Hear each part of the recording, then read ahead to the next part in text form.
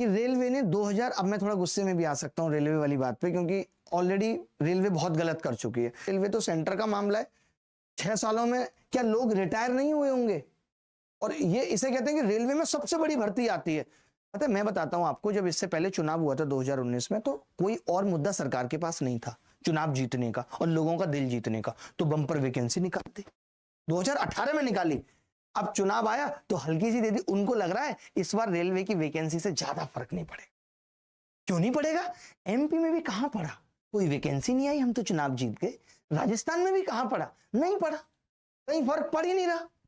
तो सरकार को लग रहा है क्या यार, वैकेंसी वैकेंसी निकाल, छोड़ो, कुछ नहीं रखा इन बातों में। लोगों के हाथ में तो खुरपे आ रहे हैं भाई साहब, उसकी तो चिंता करो। तो जितना भी हो सकता है शिक्षकों से भी और बच्चों से भी ये विनती है कि जितना सोशल मीडिया पर ट्विटर कैंपेन कर सकते हैं, ताकि सरकार तक, रेल मिनिस्ट्री तक ये बात पहुंचे और रेल मिनिस्ट्री को जगाने का काम करे। ये काम हम लगातार जारी करते रहेंगे। बाकी हमारी टीम भी ट्विटर पे आप देख रहे होंगे पूरी तरह एक्टिव है, और हम भी लगे हुए हैं कि ऐसा हो, बच्चों के साथ कभी गलत ना हो। क्योंकि ये जो बच्चों के साथ आज गलत होगा, ये उनको 60 साल तक वो सफर करेंगे। अच्छी शादी नहीं होगी, पत्नी पूरी जिंदगी ताने देती रहेगी, क्या किया था तुमने। उसको तुम बताओगे कम वैकेंसी आएगी तो कहेगी 2018 में तो बहुत ज्यादा आई थी, तो तुमने क्या उखाड़ लिया था। तो पत्नी के ताने भी जिंदगी भर सुनने। फिर बच्चों को 2 बार पढ़ने के लिए बोल दोगे बेटा पढ़ ले, तो कहे तुम तो बहुत पढ़ गए हो। तो पूरी जिंदगी नरक बन जाती है अगर आपके पास एक नौकरी नहीं है। बहुत मुश्किल हो जाता है जीना। हर कोई गली मोहल्ले में फूफा चाचा साला सब ताने देके निकल जाते हैं। तो सरकार से विनती है कि उनके दर्द को समझे, क्योंकि आपके तो बच्चे भी नहीं है मैक्सिमम के, तो आपको पता नहीं है कि दर्द क्या होता है कि जब किसी का बच्चा 30 साल 32 साल का हो जाए और उसके पास कोई नौकरी ना हो, पिता की छाती पे दाल धर रहा हो। उसके बाप से पूछिए, उसकी माँ से पूछिए कि उनके दिल पे क्या बीतती है।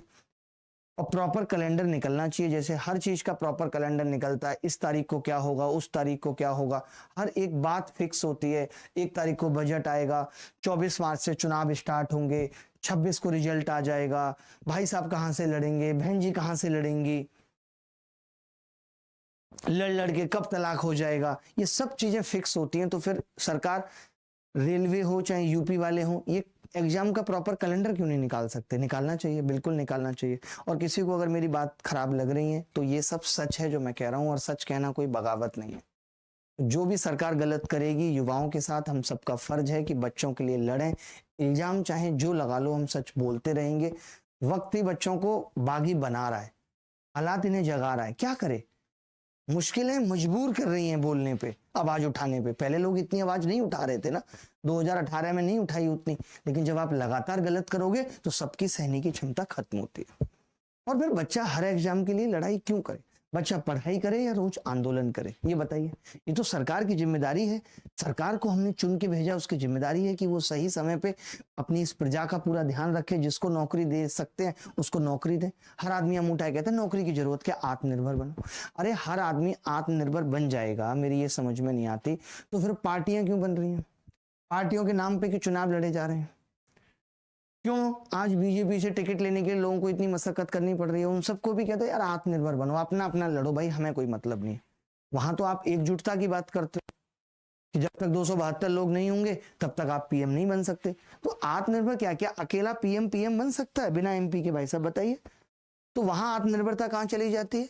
आपको भी तो एक टीम की जरूरत है। तो इस सरकारी तंत्र को भी चलाने के लिए एक टीम की जरूरत है। एक टीम ही इसको चला पाएगी। और अगर आप टीम को सही समय पे नौकरी नहीं देंगे, जब उसका दिमाग सड़ जाएगा तब 32 साल की उम्र पे देंगे क्या? 24 साल में उसके दिमाग को जिस डायरेक्शन में चाहते हम ढाल सकते थे और सरकार और इस देश के विकास में उसके दिमाग का इस्तेमाल कर सकते थे, वो हमने नहीं किया। हमने तो उसको 4 साल 5 साल फ्रस्ट्रेट कर दिया।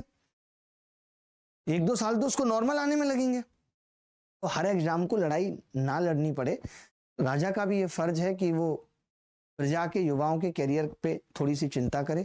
2018 में 26,000 वैकेंसी निकाली और बढ़ा के बाद में वो 64,000 समथिंग कर दी, जिसमें एएलपी टेक्नीशियन सब था। 6 साल तक कोई वैकेंसी नहीं निकाली।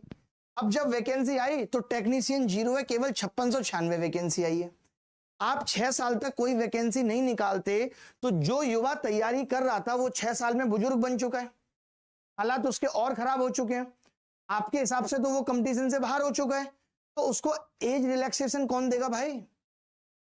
ये वैकेंसी तो आपकी हर साल निकालने का फर्ज था ना, वो आप नहीं कर पाए। मुझे ये समझ में नहीं आता कि सरकार का ध्यान इन चीजों पे है क्यों नहीं। सरकार आखिर किन चीजों में फंसी हुई है? क्या सरकार की अपनी खुद की सफलता है? आज इतने बूढ़े बूढ़े नेता जिनकी उम्र 60-70 साल हो गई है, उनमें जीत का इतना पैशन है, उनको आज अपने कैरियर की इतनी चिंता है कि यार मैं अगला चुनाव ना हार जाऊं, मेरे कैरियर का क्या होगा। और जो लड़का 25 साल की उम्र में अपनी जवानी सुलगा के बैठा है, लाख रुपए की नौकरी में करोड़ों की जवानी सुलगा रहा है, उसके कैरियर की चिंता कौन करेगा? बाबूजी, तुम्हारे तो पैर कब्र में लटके हैं, फिर भी तुमको ऐशो आराम चाहिए, नए नए कपड़े चाहिए, यार घूमना है भाई को, तो जलवे काटने भाई को। और ये बच्चे, तुम तो उस दौर में भी जिंदगी को जी के निकल चुके हो जैसे भी जीनी थी। तो भाई रेलवे वालों से ये हमारी विनती और रिक्वेस्ट है।